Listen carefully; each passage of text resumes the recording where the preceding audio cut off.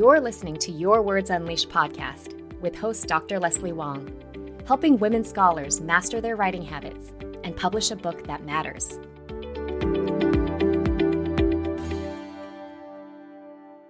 Today, I'm very happy to welcome Dr. Bethany Wilinski onto Your Words Unleashed podcast. Bethany is a tenured associate professor at Michigan State University in the Department of Teacher Education. After taking a life-changing sabbatical, she's on a mission to help others plan and carry out the sabbatical of their dreams. She's dedicated to helping academics plan a sabbatical, whether at home or away, that leaves them rested and ready for what's next in their career. With summer just around the corner, I really wanted to have Bethany on to talk about the art of planning a sabbatical. I've never heard of a sabbatical coach before, and I think it's a super cool area to focus on. And I'm having her on as much for myself as for you, because I have lots of clients who come to me when they're on sabbatical and are having a tough time making progress on their work. I also have a hard time using my own sabbatical as a guide because it was completely different than I expected. My original plan was to take a semester of parental leave, followed by a year of sabbatical. And I know pretty much no one ever gets that much time off at once. But then I had my son in February 2020, and the world completely shut down due to COVID 3 weeks later and stayed shut for pretty much my entire sabbatical. So I ended up using that time to care for my child and plan my exit from the academy. Most people are not in that situation, I know. So I wanted to ask Bethany her thoughts on how to have the most enjoyable, restful, and productive sabbatical. So welcome to the show. Thanks so much, Leslie. I'm so happy to be here. I'm happy you're here as well. So can you talk about your path through academia and your research and teaching interests before we talk about sabbatical stuff? Sure. So my current position, like you said, I'm in the Department of Teacher Education. My PhD is in education policy studies and curriculum and instruction. So my interests really lie in the intersection of what's happening in classrooms and how what's happening in classrooms is shaped by larger policy agendas. My research looks at how early childhood teachers in the US and Tanzania experience new education policies and how that shapes their daily classroom lives and their well-being. And I came to that, I guess my pathway there, I'm a teacher by training. And so I always thought I would be an elementary school teacher. And then after graduating from college, I spent 2 years teaching in Tanzania. And that really got me excited about learning about education systems in Africa. And so I was able to continue doing research and development work and working with teachers in Tanzania. And carried that through my PhD program and into my current position where I teach future teachers, but I also work with doctoral students who have interests in global and comparative education. Awesome. A little bit different from sabbatical coaching. So I'm so curious, how and when did you decide to become a coach who focuses on helping people create dream sabbaticals? Yeah, that's a great question. And you said in the intro that sabbatical coaching kind of isn't even a thing. And I think until May 2024, maybe it wasn't, at least not sabbatical coaching specifically for academics. So my interest in sabbaticals, I guess ever since I got a tenure track position, I started thinking about my sabbatical, right? I kind of saw it as this beacon, something that I knew I was really looking forward to and is one of the biggest perks and privileges of being an academic. And I think I always assumed that I would go abroad for my sabbatical just because I have kind of permanent wanderlust. I'm always planning the next trip. I'm kind of like, if I weren't an academic, I would probably be a travel agent.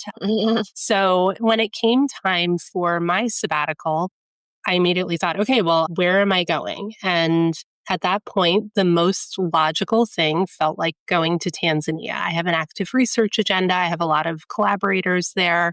And so I started planning that version of my sabbatical, which involved applying for a Fulbright and thinking about, okay, what does it look like for my kids to live in Tanzania for a year? What are the school options? Can my husband work remotely for that amount of time? And I got very focused on those logistics and just kind of putting together the strongest application I possibly could.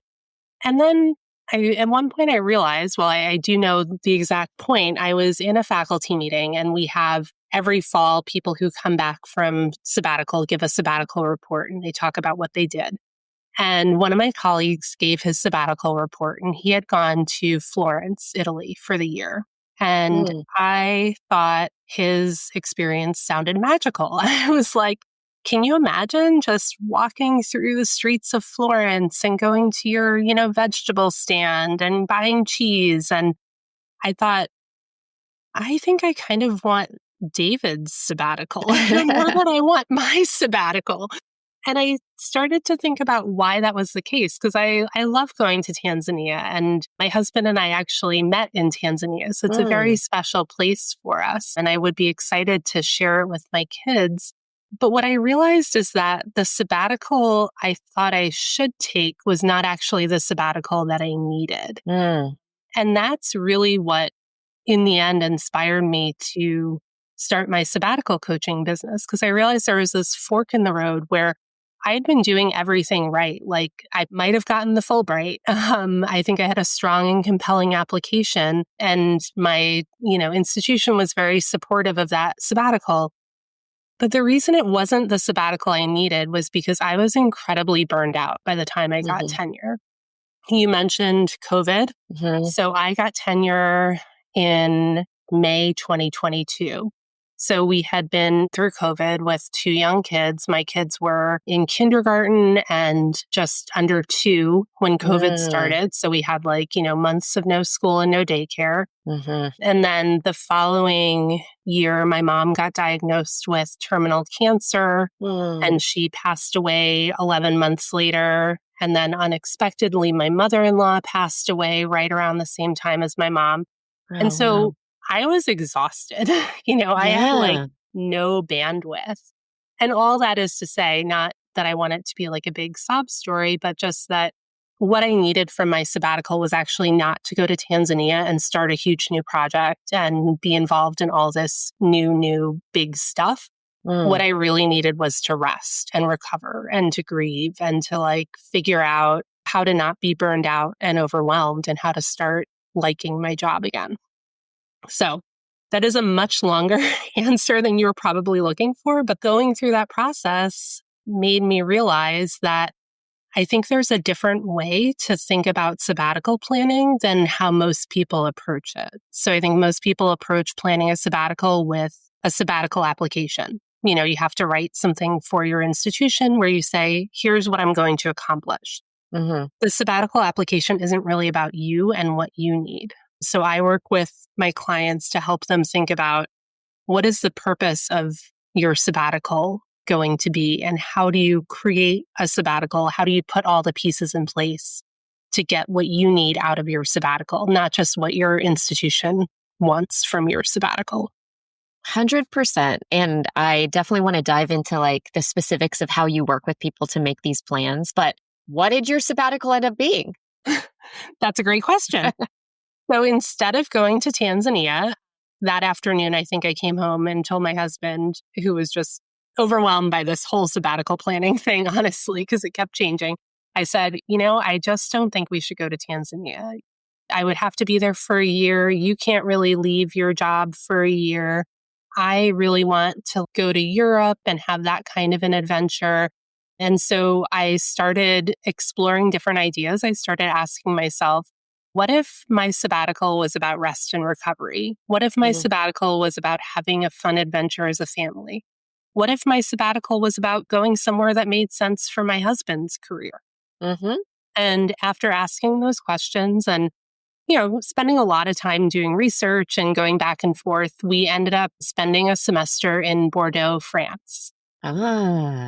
Which was lovely. Highly recommend for so many reasons.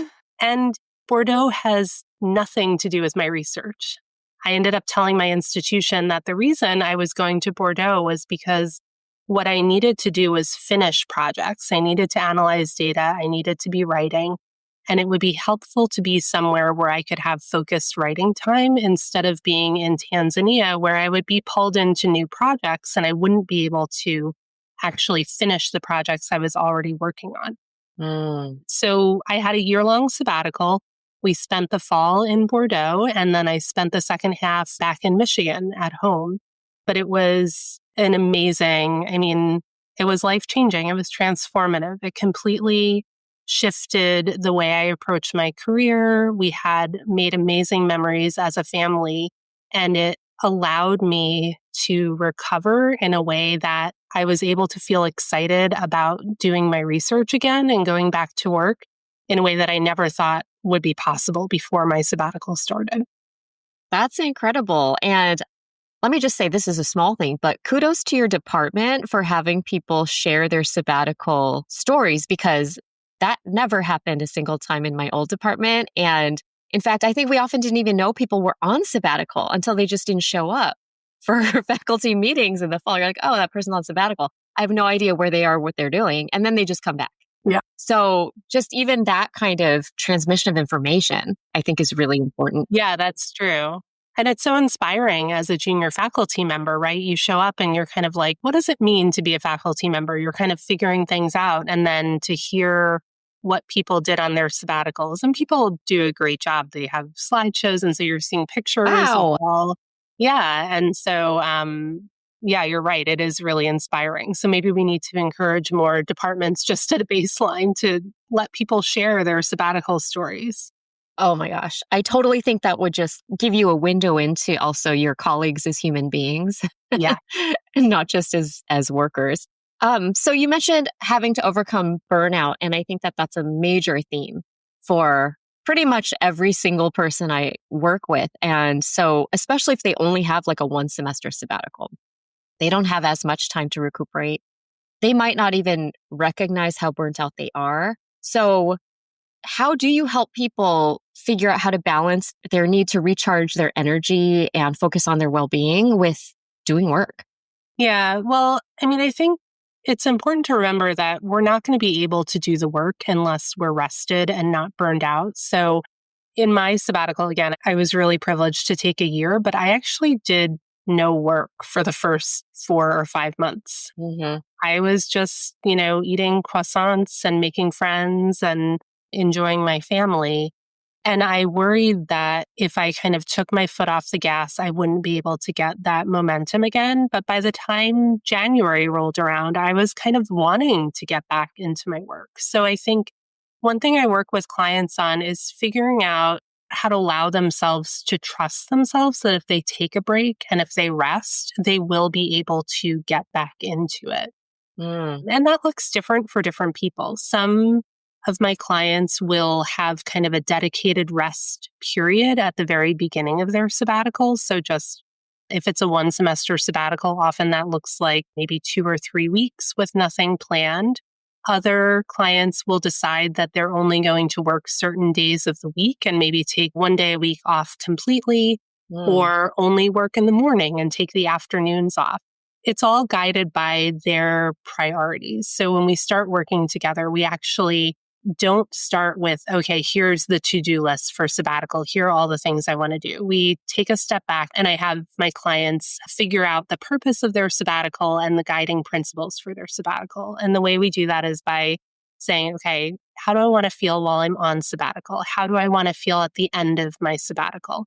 And the one that's very telling is I have my clients tell me, I'll know my sabbatical is a success because. And often the answer to that question is not actually work related. What I find is that most people have personal goals related to their well-being that rise to the top as the most important for their sabbatical. So we start with that and say, okay, if this is the priority, if you being more present with your family or feeling like you're able to take care of your own well-being, if that's the priority, and then you also have these projects that you want to get done, how do we make that all fit together? And so each client is different and they come up with a plan that really allows them to have that balance. And sometimes we do the hard work of saying, maybe some of those projects need to go away for sabbatical, or maybe you won't get as many things done as you wanted to. And so we do take a hard look at their sabbatical goals and say, given the range of things you're wanting to do on sabbatical, is it realistic that you'll get all these things done? And I think Often it's our own expectations. Often it's not actually anyone else who's telling us you must get all of these things done, right? And so it can be hard to let go of some of those things or put projects on pause. But I think that as soon as we do pare things down a little bit, I see my clients feeling like some of the pressure is off and they feel more relaxed and at ease about their sabbatical. For sure. I mean, I think just in general, when you can focus your goals down to one or two or three things, and then you treat everything else you accomplish as bonus, then it just feels better, right? You're more likely to accomplish those things that are at the top of your list and maybe a little bit more. Yeah. And so I definitely resonate with this metaphor of like, if you take your foot off the gas, are you going to completely stop and never be able to get back on the road, I guess, with the metaphor? Yeah. But what I think about a lot is like sometimes when people have a break time, they want to rest and they also feel this immense pressure to work. And that's almost like having your foot on the gas and on the brake at the same time. And it literally just churns up energy. There's all this energy that goes into just that tension. So how do you help scholars alleviate guilt? Like actually rest, actually take that rest that they want without the guilt that burns up other kinds of energy. Yeah. I'm just thinking of, one of my most recent clients. We talked about this so much because she said, I really want to rest, but then if I'm resting, I feel so guilty that I'm not getting anything done. And also the other challenge she had is she knew once she started working, it was hard to stop working. So if she said like, okay, I need to stop at this point and rest, she probably wouldn't do it. She'd just keep working all day. So a couple of things that we work on is trying to find pockets of time to kind of experiment with rest. So saying, could you maybe in the first week or so of your sabbatical, schedule in a couple of blank hours? And it's actual rest. It's not productive rest. You're not practicing piano. You're not exercising. You're not, right? Because this is the other thing Right. I find is I tell my clients all the time, I am not here to help you have a more productive sabbatical. If you're someone who's earned an academic sabbatical, it means you are highly successful, highly motivated, highly capable, and I think you know how to be productive. I'm here to help you have the sabbatical that you really need. And part of that might be being productive, but also I think my role is more to help people feel okay about taking their foot off the gas. So we do things like saying, okay, what if you try to experiment with these small pockets of blank space in your calendar and actually like make yourself take that time and just, I don't know, pick up a book or watch TV or just sit on the couch and have a cup of coffee. The other thing we do is towards the middle end of the program, I do have clients map out a calendar for their sabbatical. And so we look at all the months that they're on sabbatical and we look at kind of their existing commitments. And then after we take out those existing commitments, we map their projects onto the calendar. And so I find that having a visual where you can see, okay, I made a plan. I have that journal revision. I have a plan to get that done in, I don't know, October, let's say, if you have a fall sabbatical. So when it's September and I have some rest time, I don't need to worry that I won't get the revision done because I've already made a plan for that. So I think part of it is just trying to be really mindful about planning. And we know that obviously we can't control everything and things will happen. The kids get sick or something unexpected comes up that you have to deal with. But I think my clients feel more confident taking rest if they know that they've made a plan to get the work done. And so then they can build rest in, like I said, most people will build it into their schedule regularly on a weekly basis. The other thing that I think a lot of people have done is find fun things that they want to do that they don't usually have time to do in their normal work life. So one of my clients decided to join a rock chorus. She's always wanted to do it, but she never has. Another client was going to take voice lessons. People sign up for pottery classes. So again, it might be sort of a more productive type of rest, but I think when we work together, people will explore different opportunities and make a plan to do something fun that's not work related, which I think counts as rest. Oh, totally. And it's so funny because I feel like so many of us want to do things like voice lessons or learning an instrument or whatever, but we don't, and we wouldn't if we didn't have someone holding us accountable. So even though it's fun, it's still effort, right? Yeah. It still takes time and energy and a kind of commitment that you may not have to yourself, especially if you're like burnt out and juggling a lot of things. And so I'm curious also, I'm sure you have folks come to you when they're like already halfway through their sabbaticals. They're feeling like they haven't gotten anything done. They're probably feeling overwhelming pressure. I have folks come to me wanting to work with me and they're like at the tail end of their sabbaticals. And it's hard because I can't take them on immediately. But how do you work with folks who are already halfway or more through so that they can end it feeling good about what they've done?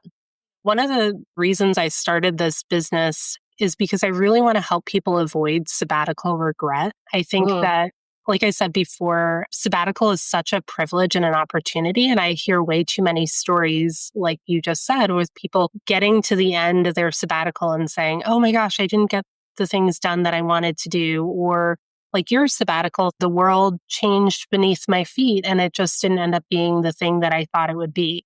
So what I do with clients who come to me when they're already on sabbatical is I actually have a program. It's called Sabbatical Rescue. And it's 4 intensive sessions where it's kind of like the program you would do with me if you came to me before your sabbatical started, but it's like very compressed so that we can turn things around quickly so you can make the most of what's left of your sabbatical. And the process we go through is to, again, take a step back first and say, okay, what is the purpose of the sabbatical? What are my priorities?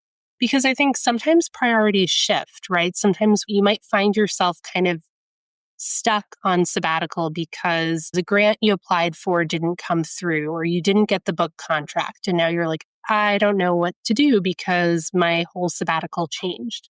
So we start by working on the purpose and priorities, and then we put a plan in place to help you accomplish that through the rest of your sabbatical. And then one of the things that I do work on in all my programs, but I think can be particularly important for a sabbatical that's in progress and isn't going well, is setting boundaries. So figuring out like, what are the things that are getting in the way of you having the sabbatical that you really need? And so we put those boundaries in place. So within about 2 weeks, we can get a sabbatical back on track. And this is all really personalized. So we meet, we talk about each client's exact situation and come up with ideas that can help them course correct and get back on track. And can I raise like a specific example from a client that I've had before? Because I'm curious how you might problem solve or coach this. So I was working with someone who had a full year off, was extremely burnt out at the beginning, but had a lot of plans for working on their book and had set aside the time. The time was in the schedule every day and was just completely avoiding doing that work, doing other kinds of work, but not doing the work that the sabbatical was for.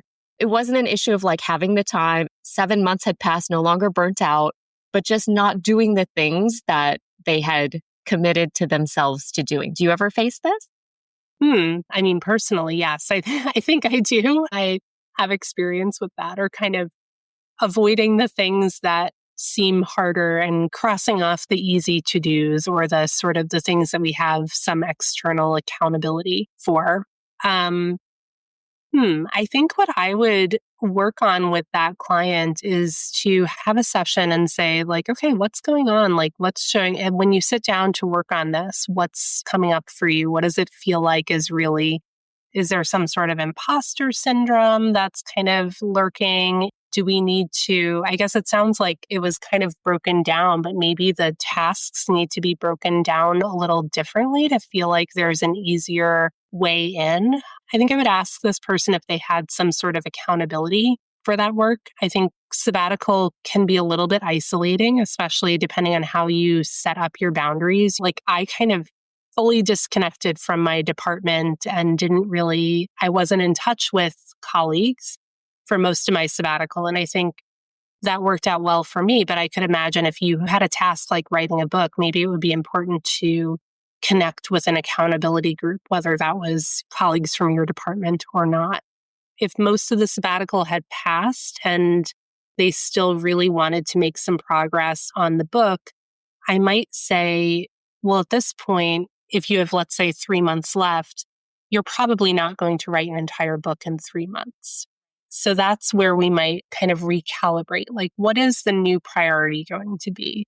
What would be a reasonable goal for the rest of sabbatical? Because I think sometimes when we just have things hanging over our head and expectations that maybe at one point were reasonable, but are no longer reasonable, we need to change those expectations to free ourselves up so that we can maybe have the energy to move forward.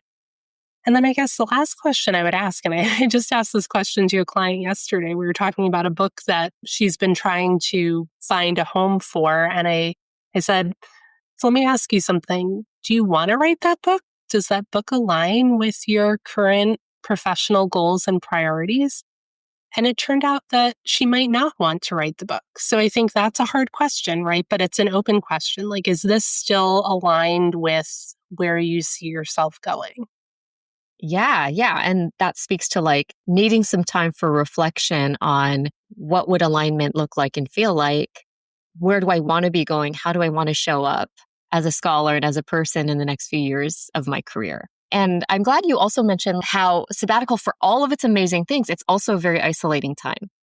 I think especially for folks who maybe they don't have partners, they don't have children, they're doing their own thing. I've noticed that my clients on sabbatical have a lot in common with my clients who are postdocs. This sense of just openness and lack of structure and things like that. So any other thoughts on like how to still feel like you're a part of things while you're away? Yeah, part of what I do with my clients is help them or ask them to think about, and then we think about it together. What would kind of an ideal daily and weekly routine look like on sabbatical? I mean, I'm a very routine-oriented person, so I know I thrive when I have routines, and feeling like you have all of this blank, empty space on your calendar can be it's exciting, but it can also be very intimidating. And so I do encourage my clients, particularly folks who are, not traveling for sabbatical. I think part of what I've realized through the process of having this business is that I thought that I was going to be helping people plan their sabbaticals in all of these exotic locations.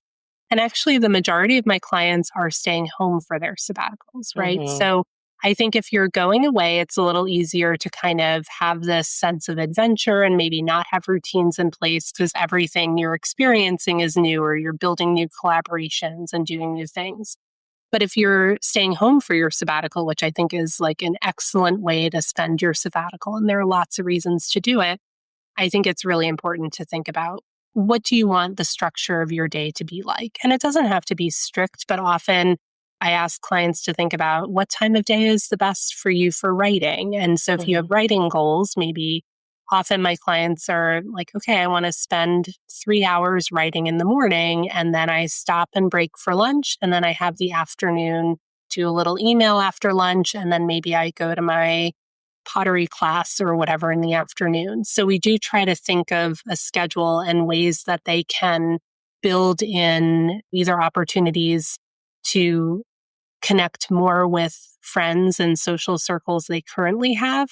Or a lot of my clients also have goals of building stronger networks and relationships during their sabbaticals. So that was something that I think it feels very vulnerable to be an adult and say, I want to make friends or I need to make friends. But for any of your listeners who might be feeling like they don't have a strong social network or they want more friends, I will say this comes up for a lot of my clients, that one of their goals is really to make more friends or to get closer to their friends.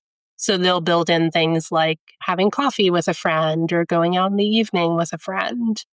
I think that is going to be great to hear. I think all of us feel this sense of disconnection. Part of it was a pandemic, part of it just the age, the generation, just caring for multiple different folks in our lives. So yeah, I think that is such a great point. And also that the social aspect of sabbatical, I think, is a really important one to think about. It's about you as a whole person, right? And ending that time feeling like I've grown as a person. So thank you, Bethany, so much for being here today. What is the best way for listeners to connect with you and find out about your coaching offers? Yeah, well, they can head to my website, www.bethanywilinski.com. And there's information on there about all of my programs. And then they can also click the link to book a discovery call with me. So the way to start working together is to book that discovery call. I love talking about sabbaticals. So even if you just want to talk about your sabbatical ideas and you don't think you want to even work with a sabbatical coach, I would still love to hear from anyone about their sabbatical. I'm also sort of lightly on Facebook and LinkedIn, and I think I shared links with you that maybe you can leave in the show notes. Yeah. And I also totally. have my own podcast, Sabbatical 101. So I started that because I think there's just not a lot out there for people who are looking for ideas and inspiration for their sabbatical. So I would encourage anyone to check that out if you're just wanting to hear more about what people do on their sabbaticals. Super exciting. I am so glad you're doing this work, Bethany. Thanks for your time and your insights today. Thanks so much, Leslie.